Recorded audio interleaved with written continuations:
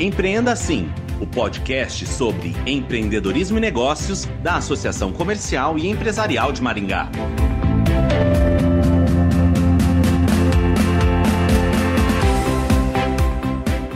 O teletrabalho foi a única alternativa para muitas empresas durante a pandemia. A modalidade, que foi devidamente regulamentada com a reforma trabalhista em 2017, deve estar prevista em contrato de trabalho. Sobre este assunto, vamos conversar com o advogado Diego Marchiotti, especialista em direito empresarial. Olá, Diego, bem-vindo ao Empreenda Assim.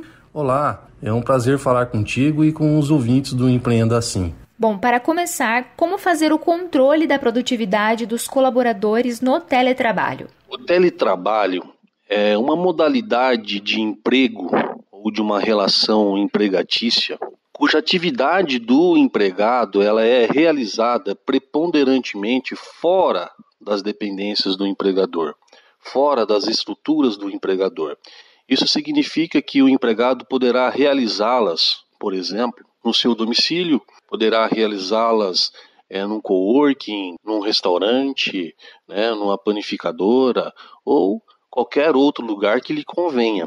E para fins de controle de produtividade, embora essa relação de emprego não seja passível de controle de jornada, uma vez que o legislador preferiu retirá-la do controle de jornada propriamente dito, conforme artigo 62 da CLT, esse controle ele pode ser realizado com planejamentos, né?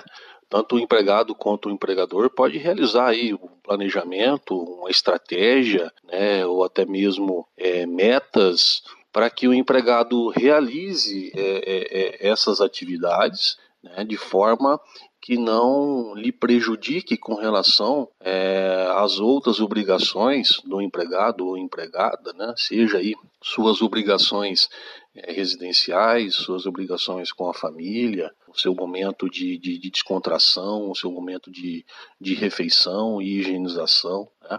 Mas para isso é importante que o empregado ele tenha rotina. Horário, por exemplo, para que dê atenção aos filhos, né? O horário para que faça uma pausa, um revezamento para alimentação, ou às vezes uma própria higienização, bem como um contato virtual com o seu empregador ou até mesmo com os demais colegas de trabalho, né? De forma que o ambiente de trabalho, né? Essa relação, ela seja o máximo produtiva possível. Certo, e quando falamos em teletrabalho, a empresa deve fornecer equipamentos para os colaboradores?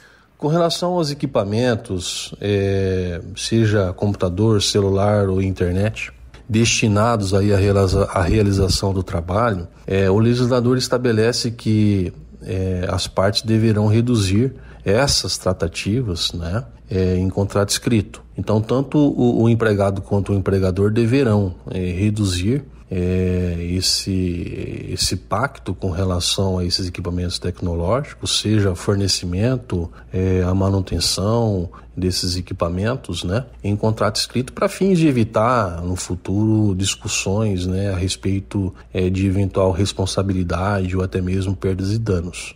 E esses equipamentos, se fornecidos pelo empregador, eles não serão passíveis de remuneração em favor do empregado. Então, ou seja, embora o empregador realize esses investimentos, né, se realizar esses investimentos em favor do empregado para a realização do trabalho, esses investimentos não compreenderá a remuneração do empregado. Uma outra situação importante com relação a esses equipamentos tecnológicos diz respeito à obrigação do empregador estar de forma escrita, expressa e ostensiva, estar orientando o empregado no que se refere à utilização desses equipamentos, né? Tudo isso para fins de evitar aí doenças ocupacionais, né? Ou até mesmo um acidente de trabalho. Embora na minha concepção seja um tanto difícil esse controle por parte do empregador, porque estamos tratando de um teletrabalho, ou melhor, de um trabalho realizado fora das dependências do empregador, assim prevê o legislador, né, no que tange a essa obrigação. Bom, tenho uma empresa e vou pagar a internet e conta de telefone do meu funcionário que está no teletrabalho. Como colocar isso no contrato? Quando se trata de pagamento pelo empregador em favor do empregado de internet ou conta de telefone, é importante colocar que a realização dessas contratações, né, bem como o custeio ou até mesmo a rescisão desses contratos, né, sejam realizados pelo próprio empregador, tá? De certa forma, inibindo aí ou isentando o empregado dessa responsabilização. Certo. E como fazer caso seja necessário atender o telefone da empresa no teletrabalho? Quando se trata de atendimento de telefone da empresa pelo empregado, é muito importante que tanto o empregador quanto o empregado eles observem a natureza ou os princípios gerais do teletrabalho. Uma vez que, em se tratando de teletrabalho, o empregado que automaticamente irá conduzir a realização dos trabalhos de acordo com a sua conveniência. Uma vez que nesse sentido, né, nessa espécie de emprego, automaticamente não está abrangido pelo controle de jornada. Então é muito importante que, embora seja responsabilidade do empregado, o atendimento, né, desses telefones, reduzir, né, num contrato a forma com que isso é realizado, os horários que o empregado deverá realizar esses atendimentos, né, para que não seja aí automaticamente margeado essas diretrizes do teletrabalho e automaticamente o empregador assumir aí alguns encargos, né, naturais da relação de emprego, tais como tempo à disposição, hora extras, adicional noturno, algo do gênero. Certo. E para finalizar, tem alguma informação que você gostaria de acrescentar?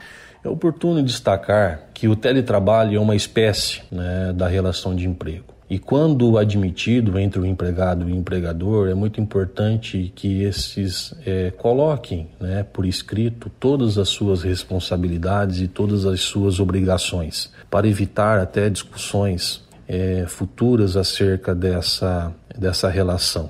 O empregado, ele realizará as suas atividades, né, nas suas dependências e não na dependência do empregador. Portanto, é muito importante que seja estabelecido aí critérios, né, dessas prestações de serviço, né, de forma que automaticamente não enseja em desfavor do empregador os ônus, né, daqueles que trabalham de forma presencial, tais como eventuais horas extras, ou adicional noturno, ou tempo à disposição do empregador. Então, é importante que seja mencionado, né, observado os princípios que norteiam o teletrabalho para que não seja desconfigurado essa relação. Embora o empregado não esteja realizando as atividades nas dependências do empregador, não significa que este estaria se assemelhando ao trabalho externo, né? O trabalho externo é aquele que as atividades não podem ser realizadas na dependência do empregador. O teletrabalho pode ser realizado, mas ele é realizado de forma preponderantemente fora das dependências do empregador. Então, e a critério do próprio empregado, né? Então é o próprio empregado que vai aí estabelecer as suas rotinas, os seus planejamentos, né? Então é essa observação que eu faço, né? Destacando que todos os direitos daquele que se submete ao teletrabalho, eles são iguais aos direitos daqueles que estão trabalhando de forma presencial. Automaticamente aí a carteira assinada, o 13º, férias, né? Recolhimento de FGTS e afins. Então eu penso que é uma alternativa muito importante à disposição dos empregados e dos empregadores, né? E não poderia ter automaticamente uma usabilidade importante com relação à própria pandemia, né? A pandemia, ela embora tenha inibido a realização muitas vezes da atividade comercial para fins de lockdown ou até mesmo para evitar aglomerações ou algo nesse sentido, o teletrabalho ele tem permitido que as empresas, embora muitas vezes fechadas, não parem com as suas atividades. Diego, obrigada pela participação no Empreenda Assim. Eu que agradeço pelo convite, pela oportunidade. É sempre uma satisfação falar com vocês. Conversamos com o advogado Diego Marchiotti, especialista em direito empresarial. Ele falou sobre o regime de teletrabalho. Obrigada, associado, por acompanhar mais esta edição do Empreenda Assim. Até a próxima!